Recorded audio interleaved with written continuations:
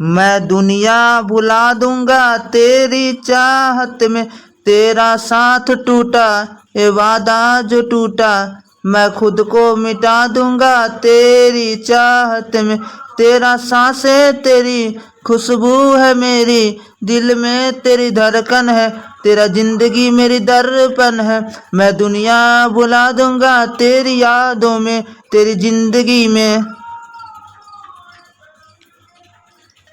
Hello student, आप सभी का स्वागत है YouTube channel planet class first के में। मैं हूं आशीर्वाद सर, जो आप लोग के एसएससी एमटीएस एग्जाम के बहुत ही महत्वपूर्ण हम तैयारी करा रहे हैं। जो इतिहास के बहुत ही महत्वपूर्ण प्रश्न है, जो आपको इस बार एग्जाम में 100% पूछी जाएगी।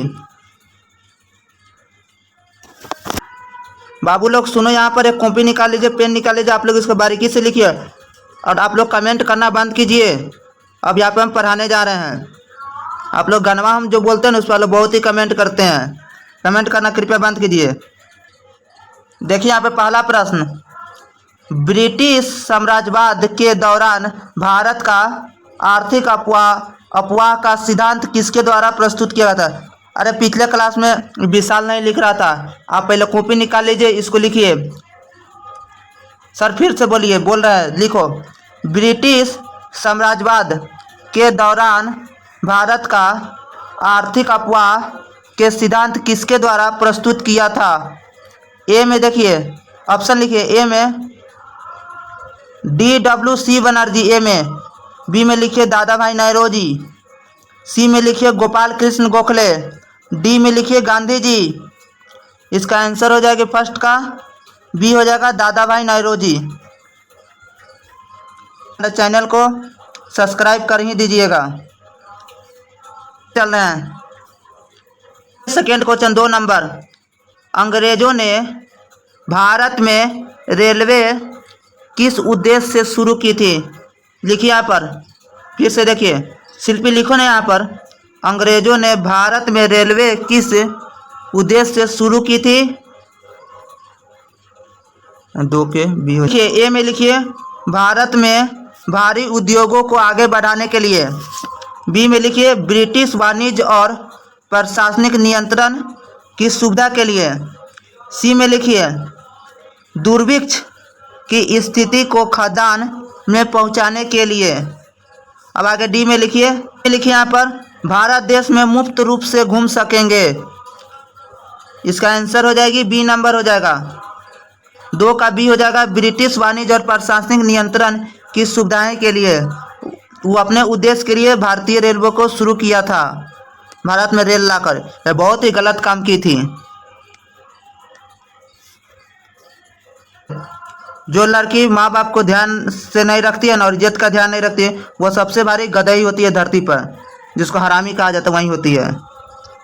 नंबर, 19वीं शताब्दी में भारतीय हस्तशिल्प उद्योग के पतन के कारण क्या था? 19वीं शताब्दी में भारतीय हस्तशिल्प उद्योगों के पतन का कारण क्या था? ऑप्शन लिखिए। ए में केवल विदेशी शासन की स्थापना। बी में केवल भारतीय रियासतों को समाप्त हो जाना होता है। कहते हैं शांति से लिखने के लिए। लड़की सब तो उद्गमे मचा कर रख दी है, सब क्लास के डिस्टर्ब कर देती है। अब आगे लिखिए सी नंबर, केवल ब्रिटिश निर्माण उद्योगों से प्रतिस्पर्धा। डी में उपयुक्त सभी। इसका आंसर हो जाएगी 3 का सी हो जाएगा, केवल ब्रिटिश निर्माण उद्योगों से प्रतिस्पर्धा के लिए। 3 का सी हो जाएगा। अब यहाँ पे 4 नंबर प्रश्न चलते हैं। अब यहाँ पे 4 नंबर करके लिखिए, निम्नलिखित स्थानों में से किसने रैयतवारी बंदोबस्त लागू किया गया था? फिर से समझिए, निम्नलिखित स्थानों में से किसने रैयतवारी बंदोबस्त लागू किया गया था? ए में लिखिए, ऑप्शन लिखिए। ए में उत्तर प्रदेश और पंजाब। बी में उत्तर पश्चिमी प्रांत और पंजाब। सी में बंगाल और बिहार। 4 डी में लिखिए मद्रास और मुंबई। लिख लिए। और 4 का यहाँ पे हो जाएगा, 4 का हो जाएगा डी हो जाएगा आंसर, 4 का डी हो जाएगा। हमारे चैनल प्लानेट क्लासेस फर्स्ट के को इंस्टाग्राम, टेलीग्राम और यूट्यूब कहीं पर जाके आप सब्सक्राइब कर सकते हैं। आगे चलिए, नंबर अब देखिए, निम्नलिखित में से किसने बंगाल में सरकार की दर्द प्रणाली समाप्त की थी? फिर से लिखिए, निम्नलिखित में से किसने बंगाल में सरकार की दर्द प्रणाली समाप्त की थी? ए में लिखिए क्लाइव, बी में लिखिए लॉर्ड कॉर्नवालिस, बी में लॉर्ड कॉर्नवालिस, सी में गलती के स्पेंस लिखिए, डी में लिखिए लॉर्ड वारेन हेस्टिंग्स, डी में लॉर्ड वारेन हेस्टिंग्स। डी क्या हो जाएगा? Lord Warren Hastings. 5 का लिखिए आप लोग डी। अब आगे चलते हैं 6 नंबर। देखिए, भारत में स्वतंत्रता के समय तक विद्यमान प्रदेश को किसने स्थापित किया था? यहाँ पे एक साथ लिखा गया है, अलग कर दीजिएगा।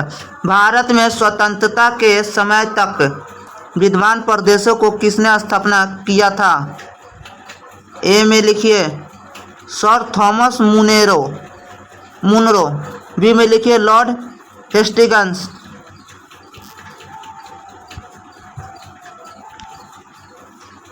लॉर्ड कॉर्नवालिस, डी में लिखिए लॉर्ड लॉर्ड वेलेजली। यहाँ पे छठा का ये हो जाएगा सर थॉमस मुनरो। सब कोई लिख लिए? किसी का छूटा भी है? सर मेरा छूट गया। डी में क्या छूटा है? डी ऑप्शन, लॉर्ड वेलेजली लिखिए। इसका आंसर आप लिख लीजिए सर थॉमस मुनरो। अब आगे चलते हैं 7 नंबर।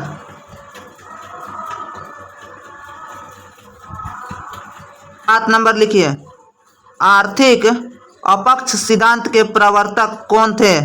आर्थिक अपक्ष लिखिए, आर्थिक अपक्ष सिद्धांत के प्रवर्तक कौन थे? ए में लिखिए बाल गंगाधर तिलक, बी में लिखिए आरसी दत्त, सी में लिखिए दादा भाई नौरोजी, डी में लिखिए गोपाल कृष्ण गोखले। 7 का यहाँ पे सी हो जाएगा। 7 का आप लोग लिखिए आंसर सी, दादा भाई नौरोजी।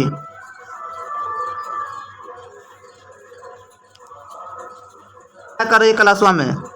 लिखो ना, शांति से लिखो यहाँ पर। अगर आप लोग को नहीं पढ़ना है तो हमारा क्लास छोड़ सकते हैं। आप लोग जाकर झोला छाप मास्टर से पढ़ लीजिए, आपको झोला छाप नियर ज्ञान मिलते रहेगी। पैसा कम लेंगे और आसानी से पढ़ाएंगे, आपको समझ में नहीं आएगा, आप लोग बैठे रह जाइएगा ज़िंदगी भर। इसी तरह SSC MTS का एग्ज़ाम नहीं निकल जाएगा तब कह रहे कि कुछ नहीं हो रहा है। बाद रुकेगा, उसे हम अपना प्रॉब्लम बोलना और हम समझा दें। क्लास के समय डिस्टर्ब नहीं, गार्जियन से बात करेंगे, समझ में आया ना। 8 नंबर, भारत से ब्रिटेन की ओर संपत्ति के अपवहन का सिद्धांत किसके द्वारा प्रतिपादित किया था? 8 नंबर लिखिए, भारत में ब्रिटेन की ओर से संपत्ति के अपवहन का सिद्धांत किसके द्वारा प्रतिपादित किया था? क्या लिखा 8 का ऑप्शन में? ए में लिखिए दादा भाई नौरोजी, बी में लिखिए गोपाल कृष्ण गोखले, बी में गोपाल कृष्ण गोखले। अब आगे सी में लिखिए सुरेंद्र नाथ बनर्जी, डी में लिखिए लाला लाजपत राय। फिर 8 के ए लिख दीजिएगा आप लोग, दादा भाई नौरोजी। अब आगे 9 नंबर लिखिए, भारत में प्रथम रेलवे लाइन निम्नलिखित में से किसने बिछवाई थी?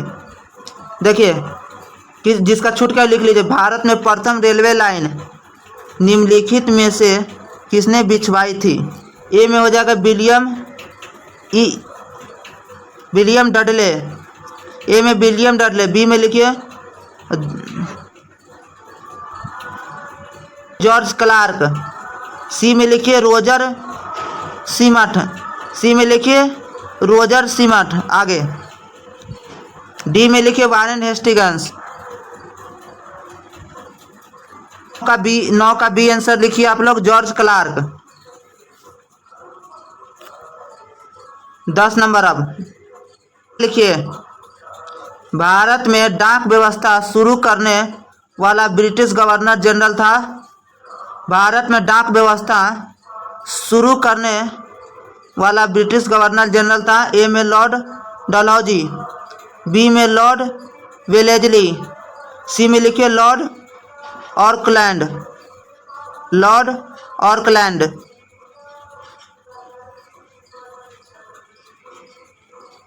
डी में आप लोग लिखिए लॉर्ड बैटिक।